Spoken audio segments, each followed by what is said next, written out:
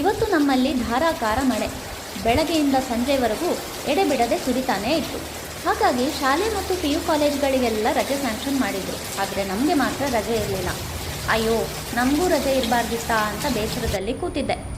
ಸಂಜೆ ಆಗುವಷ್ಟರಲ್ಲಿ ಮಳೆ ಕಮ್ಮಿ ಆಗಿತ್ತು. ಹಾಗಾಗಿ ಇವತ್ತು ಬಸ್ಸಲ್ಲಿ ಹೋಗೋದು ಬೇಡ, ನಡ್ಕೊಂಡು ಹೋಗುವ ಅಂತ ಅಂದ್ಕೊಂಡು ನಡೆಯಲು ಶುರು ಮಾಡಿದೆ. ಹಾಗೆ ಬರ್ತಾ ದಾರಿಯಲ್ಲಿ ಇದೊಂದು ಸಣ್ಣ ಹಳ್ಳ ಕಾಣಲಿಕ್ಕೆ ಸಿಕ್ಕಿತು.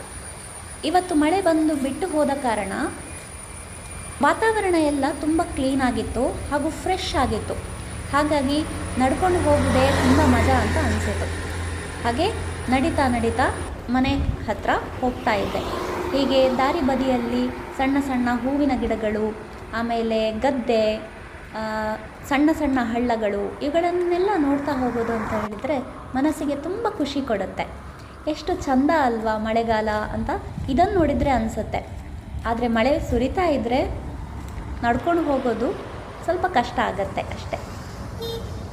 ಈ ಸರ್ತಿ ಮಳೆ ಕಡಿಮೆ ಆದ್ರೂ ಈಗಂತೂ 2-3 ದಿವಸದಿಂದ ಚೆನ್ನಾಗಿ ಮಳೆ ಬರ್ತಾನೇ ಇದೆ. ಹಾಗಾಗಿ ಭೂಮಿ ಎಲ್ಲ ತಂಪಾಗಿದೆ. ಅಲ್ಲಲ್ಲಿ ಸಣ್ಣ ಸಣ್ಣ ಹಳ್ಳಗಳೆಲ್ಲ ಹರಿಯಲು ಶುರುವಾಗಿದೆ. ಆನ್ ದ ವೇ ಹೋಗ್ತಾ ನನಗೆ ಇನ್ನೊಂದು ಹಳ್ಳ ಕಾಣಿಸ್ತು. ಹೀಗೆ 2-3 ಹಳ್ಳಗಳನ್ನು ನೋಡುತ್ತಾ ಅಕ್ಕಪಕ್ಕದಲ್ಲಿ ಹೋಗ್ತಾ ಇದ್ದಂತಹ ವಾಹನಗಳು ನೋಡ್ತಾ ಮನೆ ಕಡೆ ಪಯಣ ಮುಂದುವರಿಸಿದೆ.